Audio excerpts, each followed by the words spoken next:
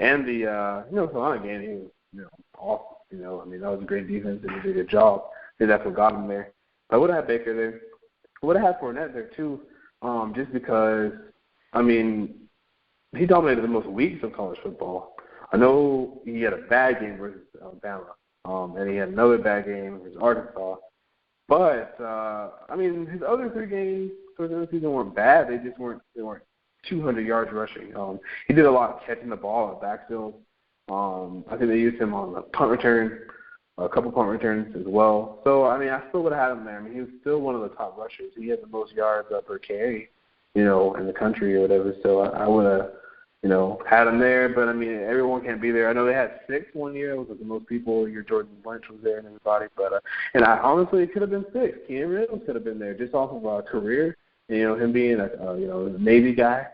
He could have been there too. Dalvin Cook was great. I know he was banged up. Zeke Elliott, a lot of Ohio State fans are mad. He didn't go. I mean, Connor Cook and Trayvon Boykin kind of got lifetime achievement awards more so than their stats or anything this year. I mean, Connor Cook missed the biggest moment that got them there, which was the Ohio State game. I know the Iowa game was big, and he definitely drove them down the field. Everyone's going to remember that 4th and 5 that he did. But, he wasn't there for the big game. So that hurt him a lot. And then Trayvon Boykin wasn't there for their big games as well. So they both kind of got cut short. They both received 13 votes.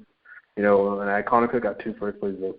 Trayvon got 1. So, I mean, they did a good job. All these guys are very deserving to be on the ballot. And there's even more guys they probably could have put on this ballot between me and you. I mean, Tyler Matakevich was a guy that I actually thought that he would be on the ballot for this award, like CB Wright, but he wasn't. And, there was a couple other guys. I mean, Juju Smith and Luke Falk, especially Luke Falk.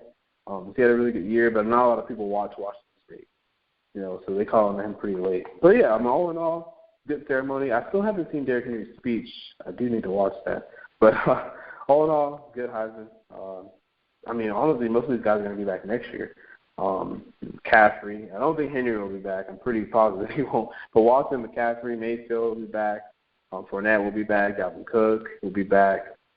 So, I mean, there's going to be some good Heisman candidates. I mean, is there a guy, Jim, that you have that's not on that list for next year that could be a sleeper or maybe a guy we're missing out on that could be a Heisman candidate or Heisman winner next year? Well, it's guys you just mentioned. I mean, Juju Smith. I know wide receivers don't usually get that kind of accolade, but he's coming in next year as the guy. Had a really great season this year. Could definitely improve upon that. A sneaky guy, which no chance of it happening, but I'm just a big fan of his tape. Is Jordan, Villeman from Oregon State. He's tall. Really impressive guy. The only thing that's really hurt him is the quarterback situation there, because the quarterback there has it's not been good. I'll just say that much. Yeah.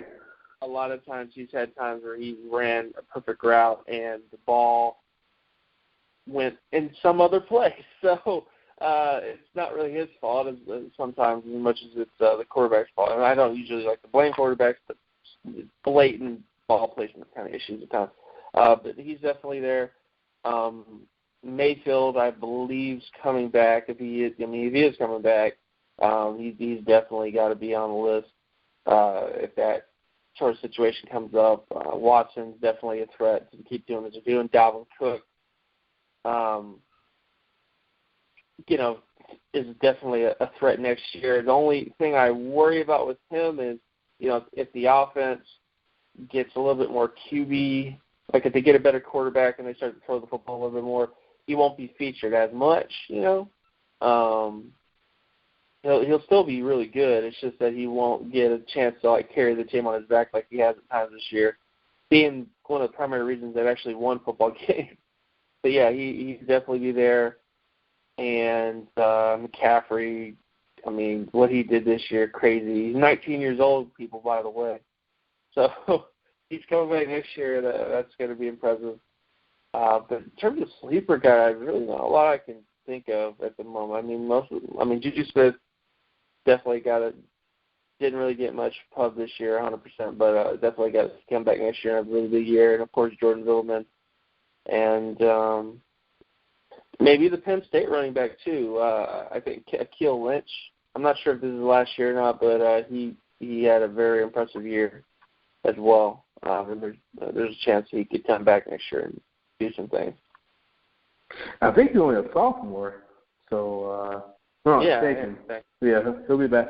Yeah, I mean, there's a bunch of guys, man. I mean, it's always fun to look at who's going to the early, way too early, I guess, award.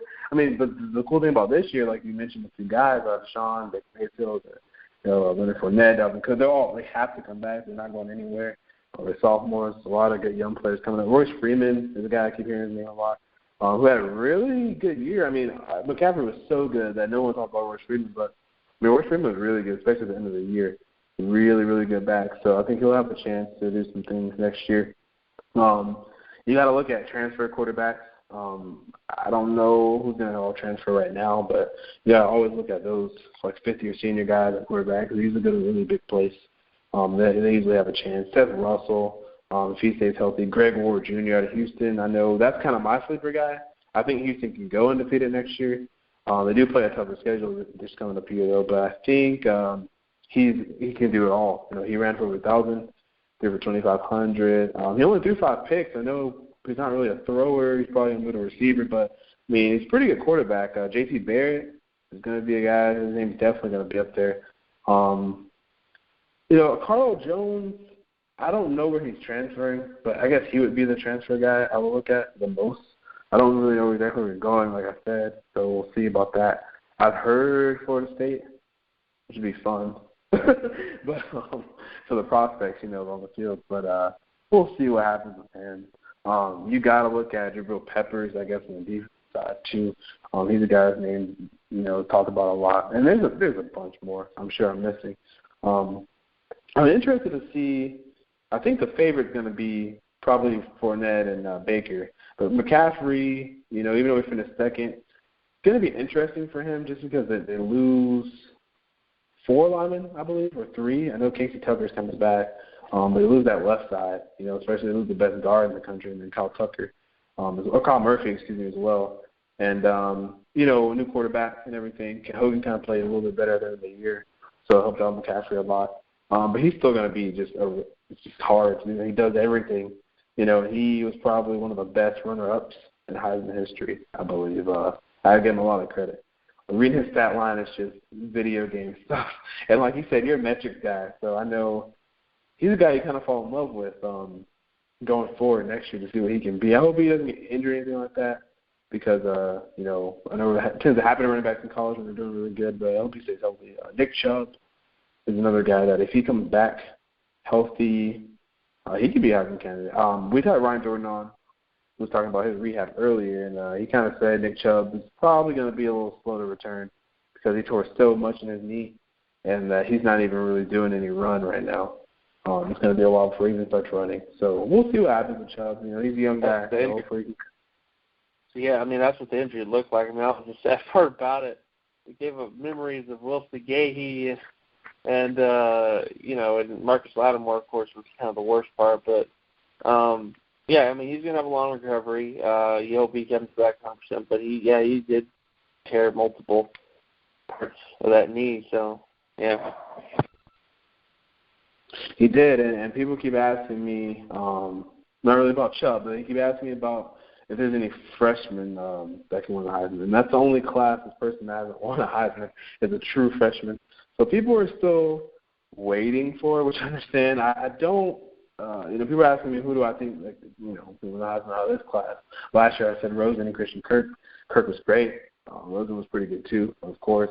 Kirk won Freshman of the Year, which we'll talk about in a second. But from this class, I'm not really sure if anybody can win. Jacob Eason's going to have the most hype because, SEC, quarterbacks, are expected to do a lot. They're the CEO of the team. He's going to be in camp early. He enrolled in school in 26 days.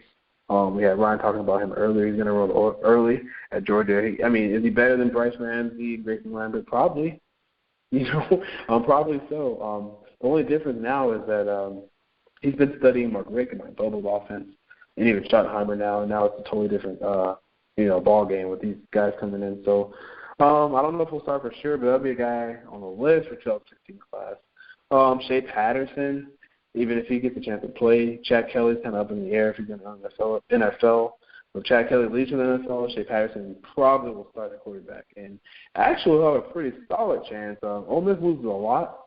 I'm just going to go out on a limb and say they're probably going to lose all their top players. I think Chad Kelly will end up staying, but I don't think Treadwell's going to stay. I know Tunsil's not going to stay. I know Robert Ndici's not going to stay. So they're going to lose a lot, but they're going to be really good, especially at receiver. They get DK Metcalf and a bunch of guys. Cody Core is going to still be there, I believe, and they're going to have a kid from Washington that transferred in too. So, that's going to be something to watch for Shea Patterson. Other than that, I'm not sure. Levante Taylor is going to be great for Florida State, but I don't know. No one's going to win a DB, Heisman, especially their first year. So I have to go with only offensive players. I don't know where Nate Craig Myers is going at receiver, but he's going to be big time for sure. But other than that, no, I don't see it happening. I don't know what schools kids are going to yet either, so that's a big part of it. You probably have to ask me that later after signing day. Kareem Walker will be another guy that's really good. Decommitted from Ohio State. Could still go there very well next year. So that'll be somebody to look out for as well. But I'll move on from that. I just want to, congratulate Christian Kirk, a winning freshman of the year. Do you think he deserves that award, Jim?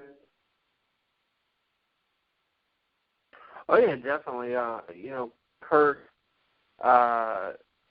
credible season at Texas A&M, of course.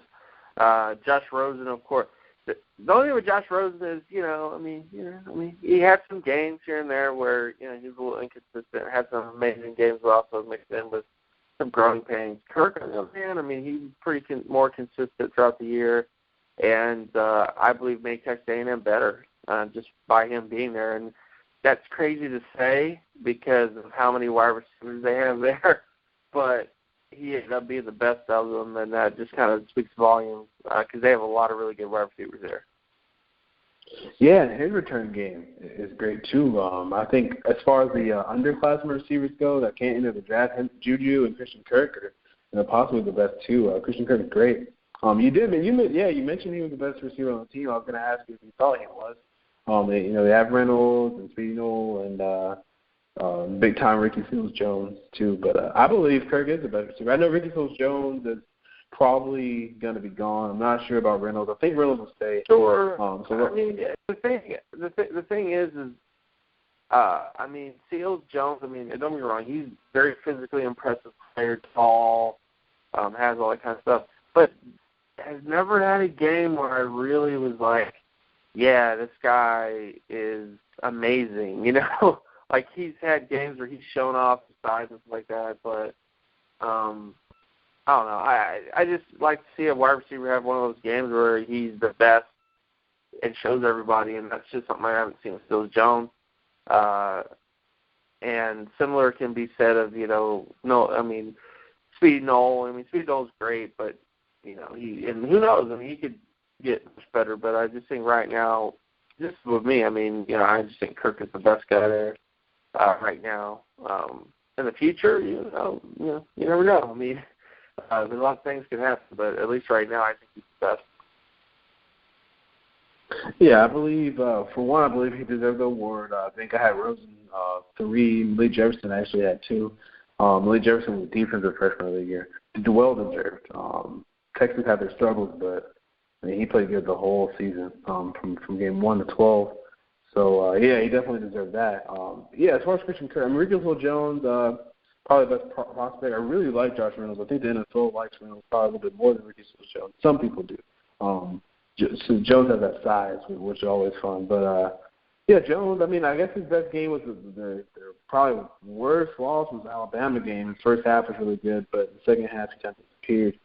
But he got shut down by Minkah Fitzpatrick, actually. So, I don't know. It's interesting to see Christian Kirk's attitude, I guess you could say. I'm not saying it's bad or anything, but his best friend, Kyle Allen, and kind of part of the reason he went there. And he's gone now. He transferred out to, we don't know yet. It's undecided. He did transfer out. There's everything going on. I think he'll remain an Aggie, I'm sure. But I mean, it'd be interesting. I mean,